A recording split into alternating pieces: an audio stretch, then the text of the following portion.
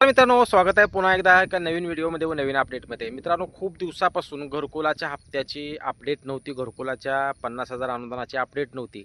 अशी एक अपडेट आजच्या व्हिडिओच्या माध्यमातून घेणार आहोत. राज्य शासनाकडून 10,000 कोटी रुपये मंजूर करण्यात आले की शेतकऱ्यांना घरकुलाचे हप्ते जमा करण्यासाठी. खूप जणांचे घरकुलाचे हप्ते जमा झाले, काही जणांचे अजूनही जमा झालेले नाहीत. काही जण वाट पाहत आहेत आणि काही जणांचे टप्प्याटप्प्याने जमा होत आहेत. परंतु ज्यांचे घरकुलाचे हप्त्याची प्रतीक्षा करत आहेत, अशा लाभार्थ्यांचे टप्प्याटप्प्याने घरकुलाचे हप्ते जमा होणार आहेत. कारण 10,000 कोटी रुपये मंजूर करण्यात आलेले आहेत. त्यामुळे पैसे येऊन खूप दिवस झाले आहेत, परंतु हप्तेही खूप जणांचे पडलेले नाहीत. परंतु काम बंद नाही आहे, टप्प्याटप्प्याने हे पैसे पडत आहेत.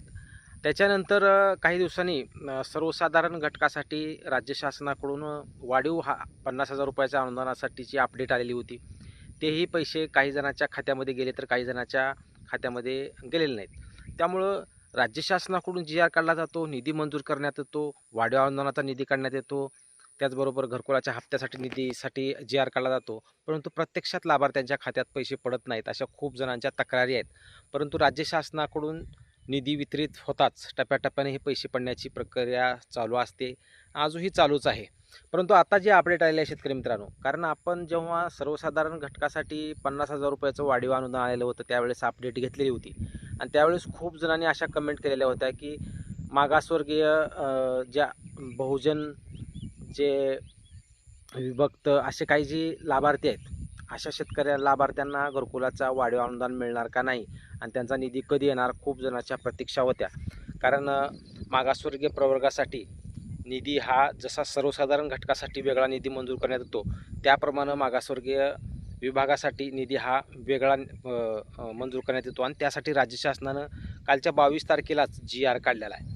आणि त्या जी-आरमध्ये स्पष्ट केलं आहे की 15 कोटी रुपये हे राज्यातील जे घरकुलधारक आहेत, प्रधानमंत्री आवास योजना ग्रामीणमध्ये टप्पा क्रमांक 2मध्ये जे लाभार्थी आहेत, अशा लाभार्थ्यांच्या खात्यामध्ये आता ते 50,000 रुपयाचं अनुदान जमा केलं जाणार आहे. त्यामुळं मागासवर्गीय जे लोक होते, जे बहुजन, त्यांच्यासाठी जो निधी येणं गरजेचं होतं. कारण मागासवर्गीयासाठी रमाई आवास योजनेच्या माध्यमातून असो, यशवंतराव चव्हाणच्या माध्यमातून असो, त्याच्यानंतर शबरी आवास योजनेच्या माध्यमातून असो, असे वेगवेगळे जे भटक्या विमुक्त जातीचे लोक आहेत, अशासाठीची सेपरेट त्यांची घरकुलाची योजना आहे. परंतु त्यामध्येही प्रधानमंत्री आवास योजनेच्या माध्यमातूनही काही लाभार्थ्यांनी घरकुलाचा लाभ घेतलेला आहे. आणि त्यांना घरकुलाचे हप्ते ज्याप्रमाणे सर्वसाधारण घटकासाठी पडतात, त्याचप्रमाणे त्यांनाही घरकुलाचे हप्ते पडलेले आहेत. परंतु त्यांच्यासाठीही वाढीव अनुदानाची प्रक्रिया होणं गरजेची होती.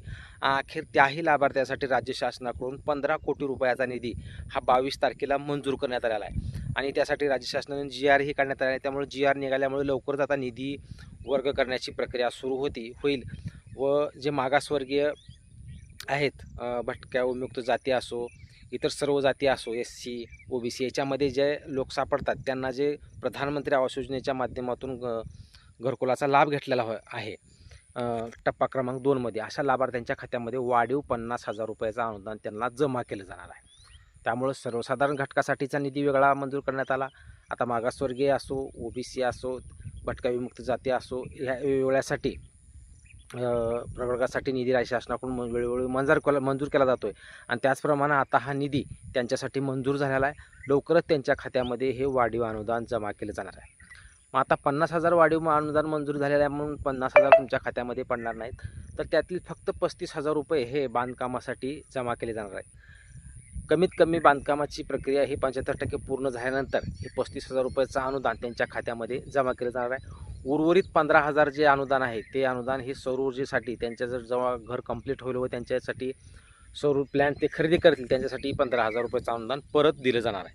त्यामुळे सध्या राज्य शासनाकडून 22 जुलै रोजी निधी मंजूर करण्यात आला आहे 15 कोटी रुपयाचा.